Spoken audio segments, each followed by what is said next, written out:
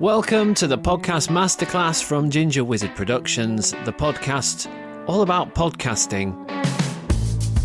My name is Nick Wilmshurst and I make podcasts for other people for a living. I used to work for the BBC in radio for more than 20 years and now I'm bringing all of that experience of working with sound and getting the best from people to you. In this series, we're looking more in depth at the tips and tricks you can use to make your podcast sound amazing by speaking to people who really know what they're doing. Coming up in this episode... There's just no way that you can please everybody. There's far too many people, right? And if they don't like it, they can always scroll on. There's a lot of podcasts out there, let's be honest. And then there's this. And she didn't look up from her notebook. She didn't miss a beat. She just went, "You're not Madonna, get over yourself." It doesn't matter. I mean, if you're Madonna and you're listening in, sorry to tell you, love, you need to be worried. All sounds so tempting, doesn't it? Stick around.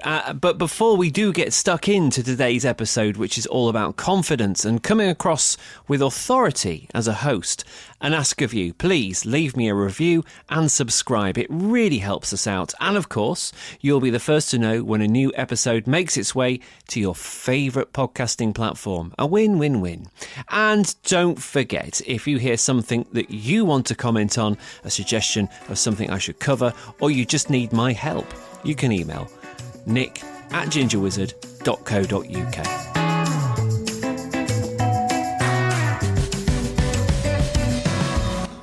And on today's episode, we're on tour again, this time at the Woodlawn Cafe in Horsforth in Leeds, and we're going to hear from Barbara Nixon. She's a success and leadership coach for business leaders, and she's a podcast host. I think that is possibly the most important thing. Did you know she also roasts coffee with her other half? More on that later. And has also had a go at stand-up and improv comedy. Yeah. You're Hi, like how are you doing? Ryan Stiles. Do you remember him from No. Whose Line Is It Anyway? Oh, I do. I Yeah. used to love that show. It was a great show, wasn't it? It was. I saw them Josie live. Lawrence as well. Not long ago, maybe a year, 2 years ago, I saw them live. Was that at the Playhouse in No, Leeds? that was at York, somewhere in York. I think it was the Barbican or something like that. But it was ace. Right, we're already miles nattering, off top, yeah. but I like this. Right, what did Ryan Stiles look like? Because I saw a picture of him not long ago and he looked no different. He doesn't look any different. Weird, huh? Yeah. I'm trying to think who else. I remember Paul Merton. I'm trying to think of the lineup now. You know who's come back recently? Who? Tony Slattery. He was brilliant. He was, I but loved him. there's a story right there. Oh, is there? Yeah, because I think he had his troubles. Oh, okay. And But on the show, he was good. on the show, he was excellent. Yeah. Let's get back to it. Yes, let's go back. Right, so we've got a cup of tea. Thanks Hi- for inviting me. Hi, Barbara. This is nice, isn't it? I've got a cup of tea each. Yes, we have. Cheers. Interesting you haven't gone for coffee. No. What with your roasting background. Yeah, well, I haven't got a roasting background, but Dave has, my lovely other half. Let's not get into that now. That's for later. Okay, that's later. That's later. A little bit of a tease Okay. there. So first of all, tell us what a success and leadership coach does. So where can I start with that? So I've been in the people development and leadership space for 27 years now this year, which is like a scarily long time. And what I do essentially is I work with senior leaders and execs and managing directors, business leaders, to help them remove the blocks that are holding them back and get the success that they want, both in and out of work. So whether that's getting more time, getting out of the weeds, empowering the team, or just focusing on themselves, like sidestepping things like self-doubt, fear of failure, imposter syndrome, all the human traits that we all kind of experience from time to time, so that I can help them just be high-performing leaders. And you're telling me that people, even at that level, experience self-doubt. Yeah. You know, we've got this picture of them bobbing around on the Med in their yachts. Yeah. The helicopter's coming to take them to the casino a bit later on. I love it in your head. I know, it's great in here. It's so good. It's so good. And these people are still experiencing self-doubt, Yeah. self-loathing. Well, I never said self-love. Right, okay. You said that. That's what I experienced. You said that. Yeah, of course. Nobody's got it all figured out, right? Nobody has, because we're all human. And we see it all the time, so that we get, no matter where you are, you'll get points of where you start to think, oh, am I good enough? Can I actually do this? Do I know what I'm doing? All of those little things that come to haunt us that actually stop us in our tracks.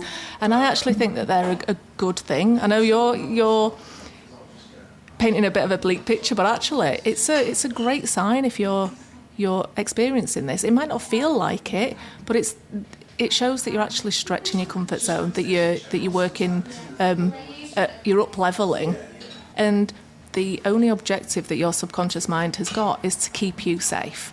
And the only way that it can do that is to keep you in the familiar and what we know as our comfort zone.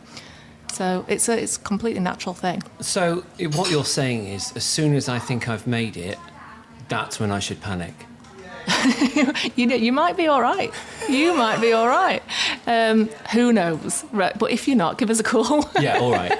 Thanks, Barry. Look at that. That's how you do it, everybody. That's how you do That's how it's done. Yeah, so you never know. There's some people that they experience different blocks. It might be constantly starting again. It might be lurching from one thing to another and not staying on track. It could be a lot of different things. But it's all just your subconscious mind trying to keep you safe. We're here to talk about podcasts. We are. So let's talk about that. You're a success coach. We've established that. Very good sounding one at that, Barbara. Very reasonable. Reasonable. In cost. But it's a lot about confidence, isn't it, podcasting? And I think if you sound confident in a podcast, then people buy into you pretty quickly. So a bit of advice, I guess, here, with those that are fairly new to it, what's your advice for getting confident behind the mic when you're not? And that's such a difficult one. I do speak to a lot of people that are doing it for the first time who suddenly realise they've never done this before. This is exciting, brand new. right? Well, it's exciting, but also that is uncharted territory. There's no map. There's not a lot of stuff out there on the internet to help you be a host of a podcast. How do people navigate that? The short answer is to just do it. Just do it. We can overthink everything, can't we? And try it.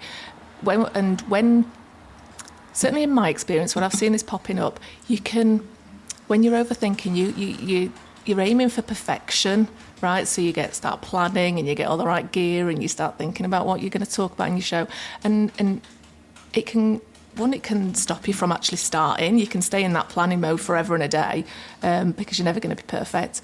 Or you can start to record and then re-record and re-record and re-record and go over and over and over because you're never ever going to be happy. So first of all, I'd let go of perfection, because again, some of the best podcasts that I listen to are just two people riffing. I mean, look at me and you right now. This is great, isn't it? They were just sat in a coffee shop, having a cup of tea. It's all very just put together. It's very New York, I'd say. It's very New York. You know what it reminds me of? Go on. You know that show, I think it's on Netflix, with Jerry Seinfeld. Have you seen it? Comedians in cars drinking coffee. Oh, my sister loves this. I know, I love it as well. I know that's what we're doing. We're just kind of riffing. We're just chilling. Yeah. And it's going to make great listening. I'm hoping. Let me know if it's really annoying. But people will be like at the gym and driving the car and walking the dog and do it. That's how I listen to podcasts. And the whole idea behind it is that it's just to be like a fly on the wall in a conversation, that overhearing a conversation in a coffee shop. Yeah. And that's pretty cool. So if you let go of perfection and just riff about your topic, you can just get started. And then in time, like with anything, you'll get better and better and better and your confidence will grow. Just do it. Just do it. Who said that? That's Nike. Nike. Or Nike. Oh, Nike. Yeah, just do it. You started podcasting for a reason, and that's what you've got to focus on. What is the purpose? Why are you actually doing it? And take away the things that that obviously you're going to be serving and reaching more people, but it's also so much fun. Oh, do you know, it's a laugh, innit? I get to talk to like the best people on my podcast that would probably never have a cup of tea with me normally. No. This is the thing I have always found about working in this kind of thing, working on the BBC for all that time. It meant you got access to all kinds of people, prime ministers, comedians, musicians. Me, I popped in. You came in, And it's great. And podcasting for me is kind of an extension of that. You just kind of think, I want to talk to them about this, to talk to person X about Y, and you just ask. And they might say yes.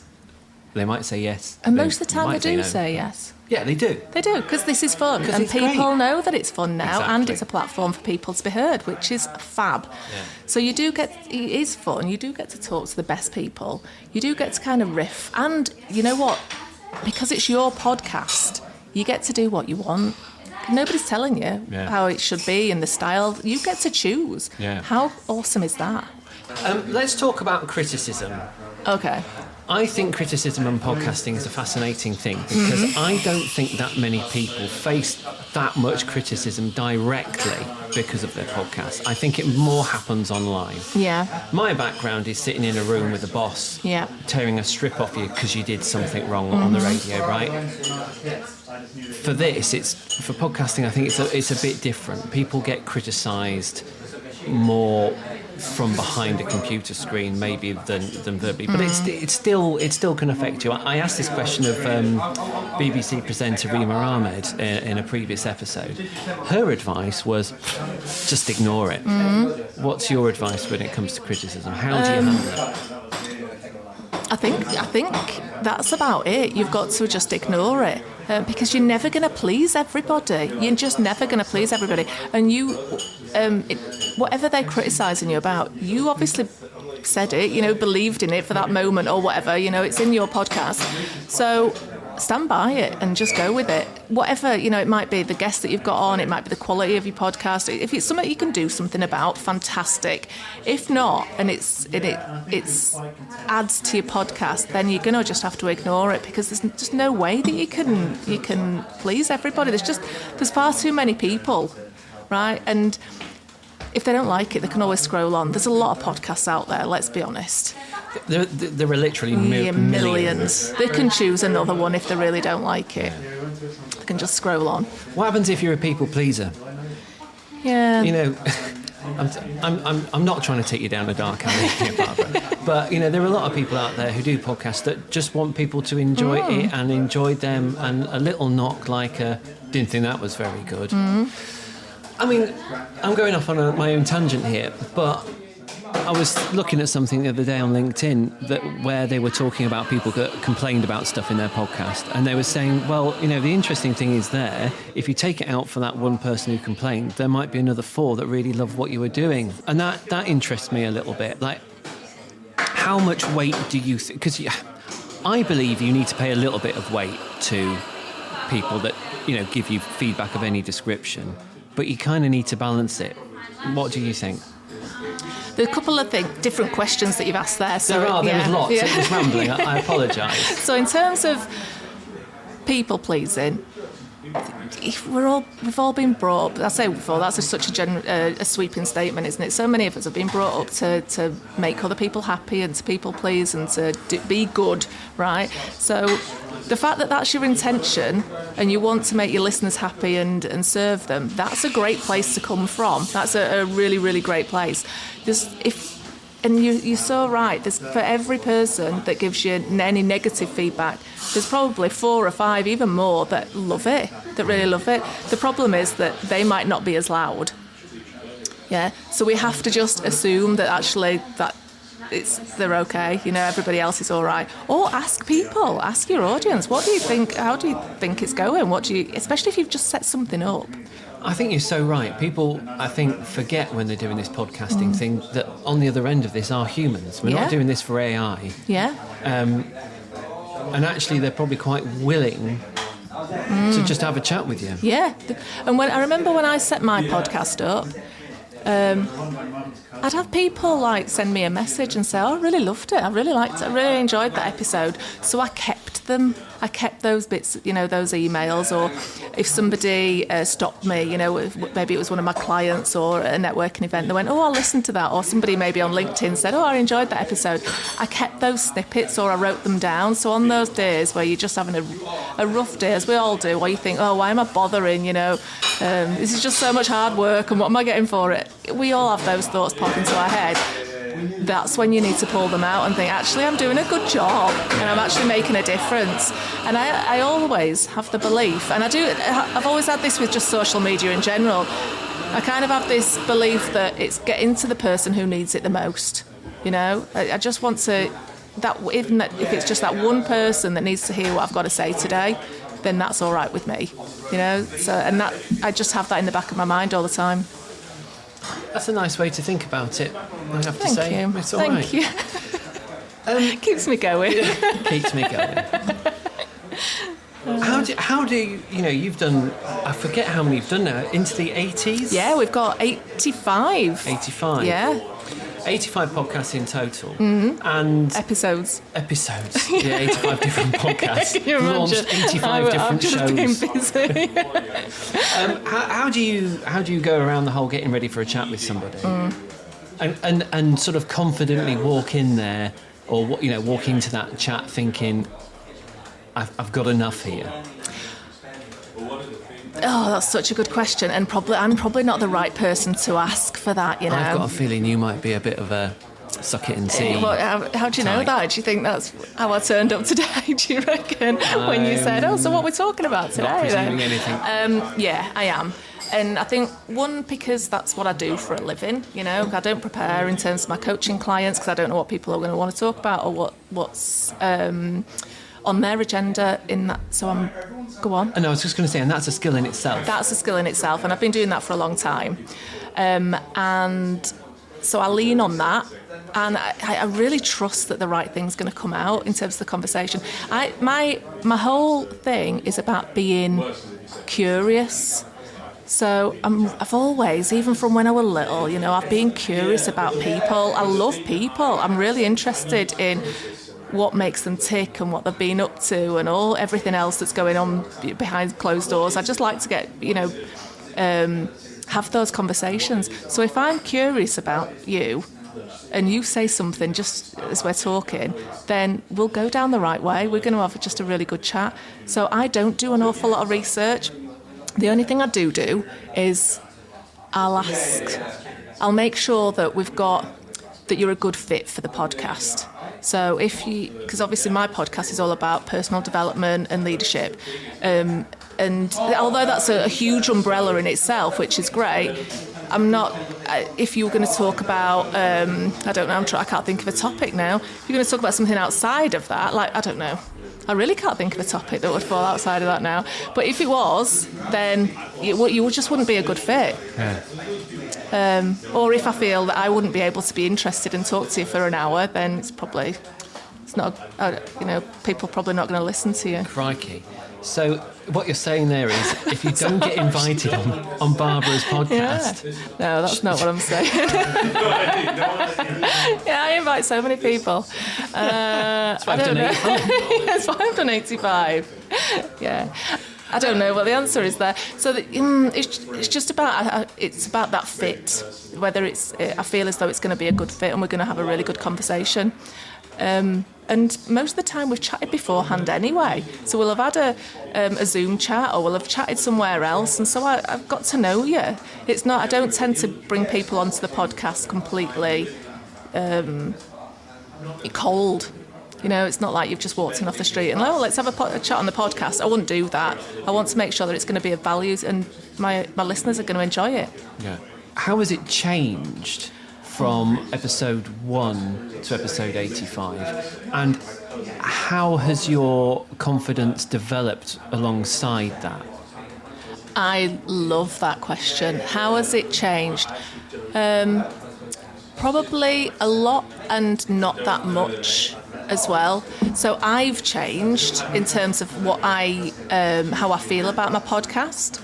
So it's been a journey of self-discovery as my podcast, because it's not the first podcast that I've done. I've had, I think, probably about 4 podcasts now. Wow.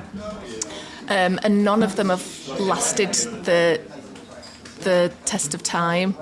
Apart from this one, this is the one that I've got furthest with. And is that because you're kind of using it as a tool to promote yourself? Mm-hmm. And we shouldn't be ashamed of that. No, That's it's a absolutely brilliant tool fine. for that, yeah. Or is it because it's just a format that's kind of worked a bit more? Both. So if I think of my previous podcasts, they were earlier iterations of my business and my personal brand and where I was at the time. So we're going back years, and I wasn't the same person. I also didn't, this is a big thing, I didn't understand the work and energy that would go on behind the scenes.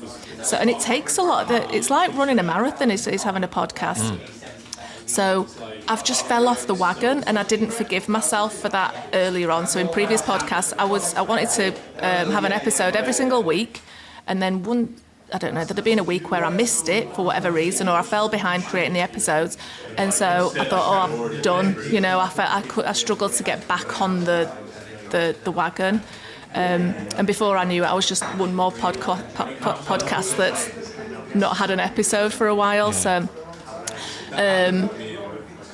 This time round, I gave myself permission to put an episode out when I wanted to. And just because that's the way I work, right? The algorithm will hate it. You know, algorithms will hate you for that. But I think... But I love me for that. Exactly. And maybe that's the thing. Because I think a lot of people will tell you that, you know, if you want it to be successful, you've got to get it, you know, out. But actually, once you've arrived at that decision that actually I'm doing this for myself, I can promote it myself. You know, I've got enough people on my social medias for it to work. Why not? Why not? Yeah, and I've really had to make peace with that, because let's face it, that advice is right. If you want your podcast to do really, really well, you want to do it consistently. So you're talking every single week without fail, get it done, right?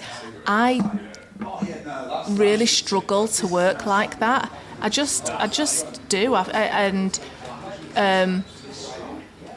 But also I listen to lots of podcasts that work like that. So they might not have an episode for a month, and we'll talk about what my schedule is in a second. They might not have an episode for a month, but then they do, and I'm like, oh, it's popped up on my phone. That's great. I'll listen to it. You know, there's very few podcasts actually, now that I'm really thinking about it, that I listen to every single week without fail. And maybe that's just me, but because that's me, I kind of figure, there might be other people like that. So I've made peace with that, because I'd rather do it my way than and be a bit more chilled about it than it take over my life. Yeah. I mean, I don't want it to become a full-time job, you know? I was on, I won't mention the podcast, but I was on a podcast with a kind of like business fixer. Mm-hmm. And his suggestion was, well, why don't you do one as you every day in a year? Every day for a year. And I thought, well, yeah, I mean, that would be great. Yeah. But, you know, I don't think for me that works. Yeah, and that's what you've got to decide on. What is going to work for you? Yeah. Remember, it's your podcast. It's a tool for your business or your platform. When I first started, I decided to do a podcast a day for an entire month. And I think it was January, so it's the long month anyway, isn't it? Yeah. And I think I missed one day, and then I did 2 the next day. And I literally did it every single day. And there were only like 5-minute episodes. But I showed up every single day and did it. And it was nice, because I got into a bit of a rhythm. And then and there were some days where I thought, I can't go to bed, I've not done a podcast. And I'd jump on, you know. And it was very rough and ready and just all done raw. And it was great. They're not the most listened to episodes on my podcast, not by a long shot, right? I did it for me, and I thought, all right, I've ticked that box, fine. I don't know why I decided on that challenge, but I kind of done it. I don't want to do it. I don't need to do it again. The listeners are saying, actually, they're not the ones that I listen to. Yeah. So in time, once you've experimented with a few things, your analytics will tell you what works. And what doesn't. Exactly that. Those are the ones I look at. Yeah, me too. Yeah, me too. Let's talk about your career, or your sideline career, of coffee roasting. Okay, so that's not... I don't know how to roast coffee. However, You know a man that does. I know a man who does. So my lovely hubby runs a coffee roastery, not a million miles away from here, actually. It's called Pebble and Pine, but it's all online. He wouldn't ever let me near that coffee roaster, not at all, because I don't know, you wouldn't want to drink my coffee. I know, because we're in the cafe and we're drinking tea. Right? I love tea. Nice. I love tea. Cup of tea. Yeah. So yeah, he's that. So it is a business that I'm very interested in because it's his business, you know, and yeah, it's great fun. It's great fun for him. But he's not a podcaster. I was just thinking about him actually as I was talking. I thought, there's no way that he'd get on a podcast. Let's talk about. Well, you know, we're here to talk about podcasting and confidence, and I feel like we've covered quite a bit of that. One thing that would scare the living bejesus out of me is stand-up comedy. Yeah. You've done that. Yeah. How was it? How did you go down? How did you feel when you came off stage after that? There's three questions. Three questions. It's a three-prong attack. Okay. So the reason I did it was quite a number of years ago. We're going back a long time. Into the midst of time, I started out of the blue struggling with stage fright. And considering the nature of my job, I've stood in front of people talking my entire career. So I always kind of figured that I'd nailed that. Well, not, you know, you're always getting better and better, but I was able to do that. And then I started struggling with stage fright. Where did that come from? I've kind of got a few theories about that, and I think it kind of it came at the time where I left my corporate career, started my own business, and there was an awful lot going on in my personal life as well. But I think it was just like a bit of a perfect storm, really. And I could no longer hide behind, you know, being in corporate, as in a big company logo. All of a sudden, it was now me, Barbara Nixon, and so I felt, you know, maybe a little bit vulnerable or That's exposed. Something that I think a lot of people don't talk about when you go out on your own, is that exposed feeling. Yeah. Suddenly, you kind of feel like you are on that tightrope with no safety net. There's nobody's coming to save you, and it's all on you. So, like now, you've started your own business. You're no longer hiding. When I say hiding, you're not behind any kind of company brand, which we both were back in our corporate days. And so all of a sudden it was now me, Barbara Nixon, and talking about the stuff that I decided to talk about and not that was some part of some other company agenda.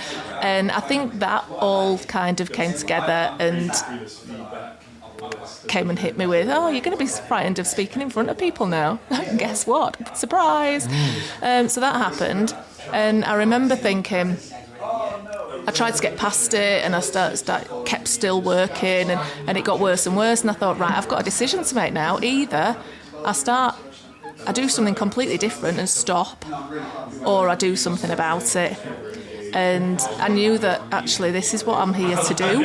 I've not done anything else. This is what I've done it for nearly, 30 years. And I thought and I enjoy it, and I don't want to give it up.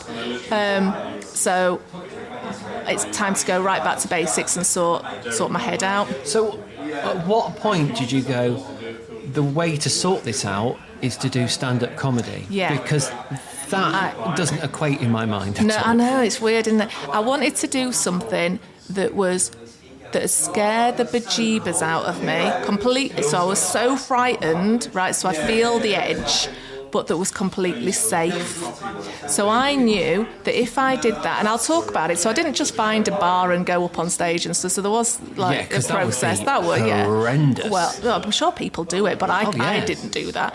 So I knew that if I did that there was nothing at stake. I wasn't going to... I'd still be living in the same house and married to the same person and doing the same job and all the rest of it. My God, that is such a good way of dealing with anxiety, isn't it? Yeah, I thought nothing's going to... It's actually safe but scary at the same time. And it was terrifying. And considering, bear in mind that I was struggling with stage fright anyway. during that time.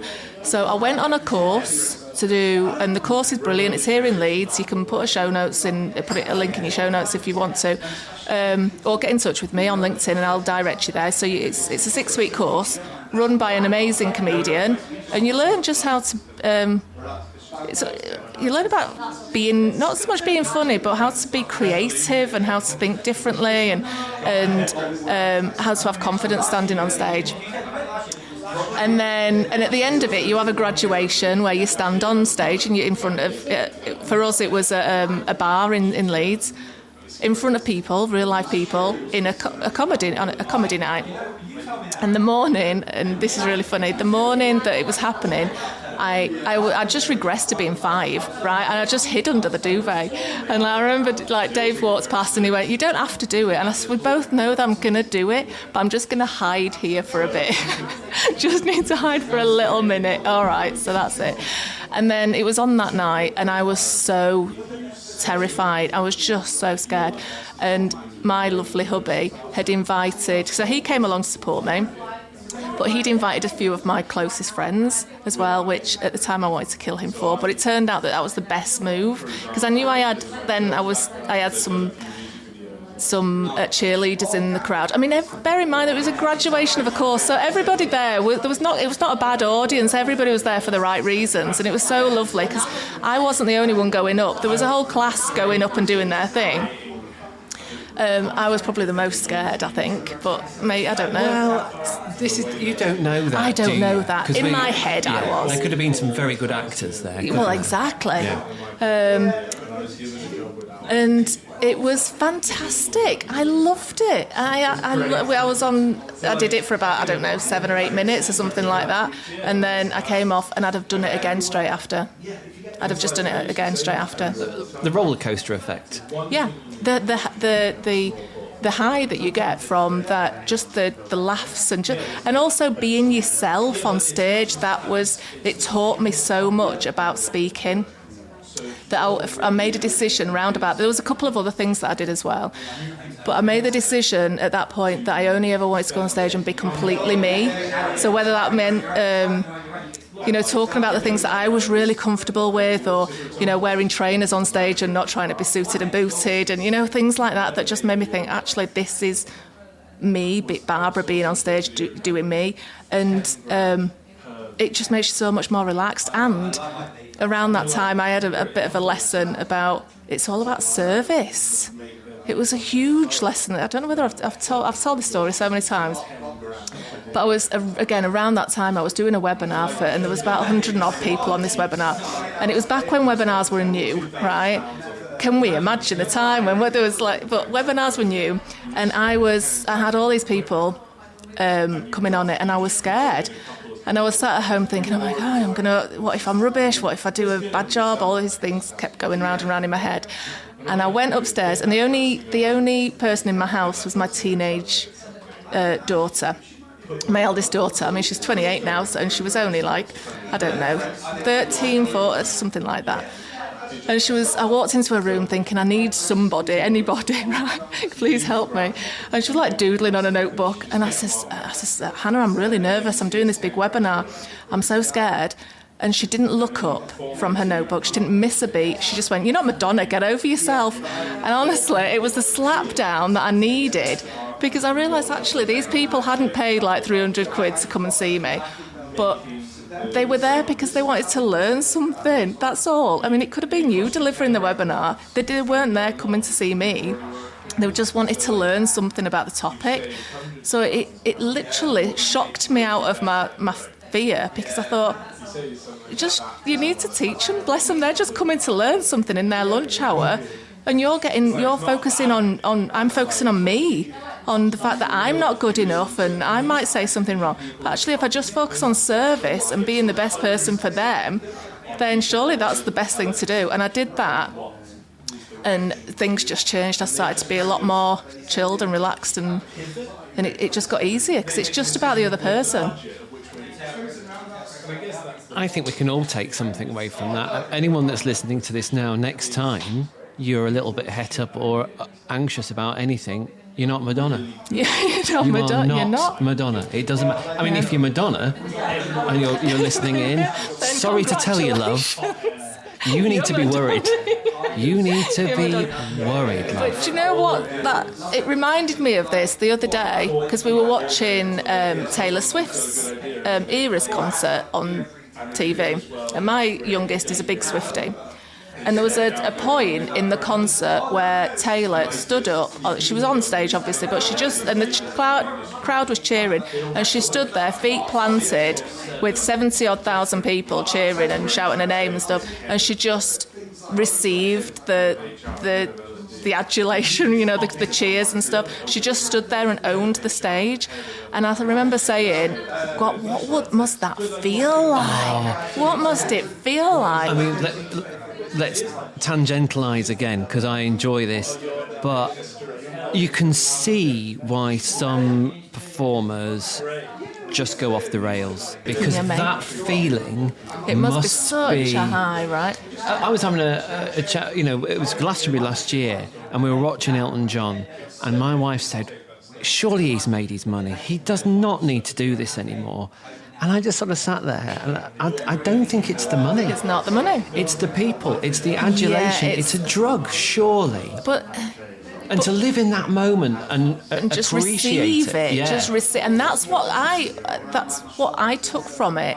It was, she planted her feet on the stage and she received it. She owned the stage. She was confident in that moment.